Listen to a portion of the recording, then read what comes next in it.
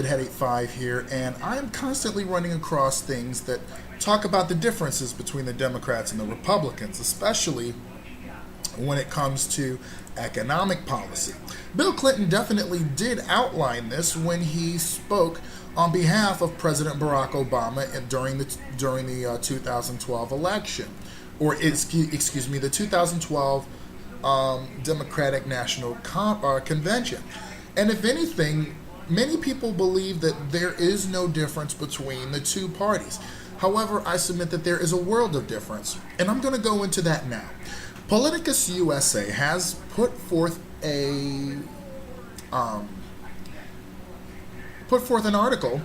that the title is by Keith Breckus, July 3rd, 2013. It is titled, Democratic-run states move forward while Republican-controlled states dither. It reads as follows. Looking at the state governments around the United States, one lesson becomes clear. Put Democrats in charge and good things can happen. Give Republicans control of the machinery of government and they will dither or turn the clock backwards. While it has become fashionable for cynics to lament the ineffectiveness of both political parties in governing, a look at the United States right now reveals that when Democrats are given a governing majority, they will pass common sense legislative agendas that benefit the populations they serve. But you put Republicans in charge and they will try to suppress the vote, probe vaginas, and pass laws that are wildly unpopular even with Republican voters. Ignore the false equivalency cynicism. In our current political climate, the difference between Democratic and Republican-controlled states could not be any wider. Take, for example, democratically run California, when voters put Jerry Brown into office in 2010 and then delivered a tax increase and legislative supermajorities in both chambers in 2012. Although the state was experiencing a crippling fiscal crisis just a couple of years ago, it is now back on its feet with its first budget surplus in years.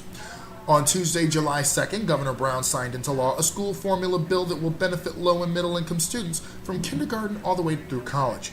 This bill increases education funding by $8 billion, much of it targeted toward disadvantaged school districts in low-income areas.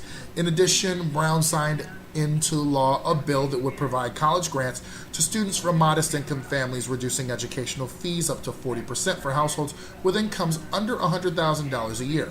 Furthermore, the state's new budget, restores subsidized dental services for the poor, increases child care subsidies for working families, and provides increased funding for mental health services.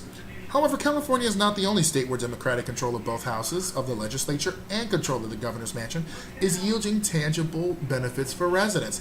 Earlier this year, Delaware and Minnesota lawmakers legalized same-sex marriages, and Colorado passed landmark gun control legislation including enhanced background checks, magazine size limits, and new restrictions to make it harder for domestic violence offenders to own a gun.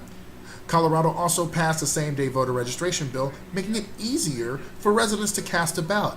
Maryland repealed the death penalty also. The state houses and senates of Connecticut and Rhode Island each passed a homeless person's Bill of Rights, extending legal protections and non-discrimination measures to the homeless. Meanwhile, states under Republican control seem eager to move backward to a time when Roe v. Wade and the Voting Rights Act were figments of our imagination. Ohio, North Carolina, and Texas seem hell-bent on passing some of the harshest anti-abortion laws in the nation.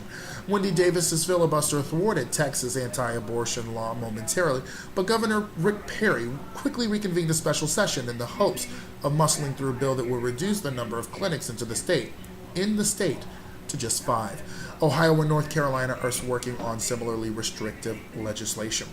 Nowhere have the failures of the GOP control been more apparent than in North Carolina.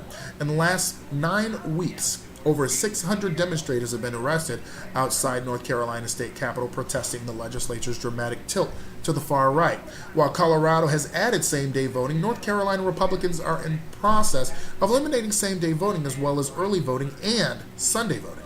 In addition, despite having one of the nation's highest unemployment rates, state lawmakers eliminated jobless benefits for the long-term unemployed and reduced weekly benefits for those still eligible to collect unemployment, rendering the state ineligible for $700 million in federal aid. North Carolina also rejected the Affordable Care Act's Medicaid expansion, something that could have directly benefited approximately 500,000 residents. North Carolina's legislature is doing such a dreadful job that even Republican voters are deeply unhappy with their performance. Only 1 in 5 voters approve of the legislature's work this session, and even among Republicans, that number is just 36%.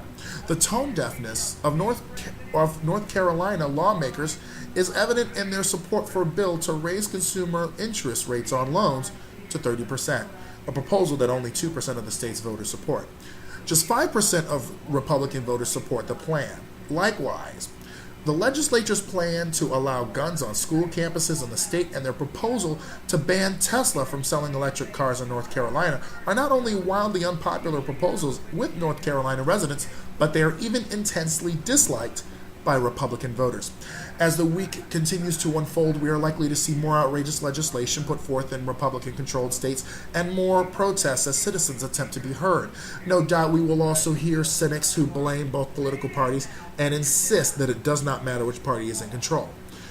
Well, it may be true, but that it does not matter who you vote for unless you're a woman, a student, a racial, ethnic, or religious minority, an immigrant, a minimum wage worker, a homeless person, a middle-income parent, a teacher, a gay person, an unemployed person, a senior citizen, a small business owner, a food stamp recipient, a person who needs medical care, or a disabled person.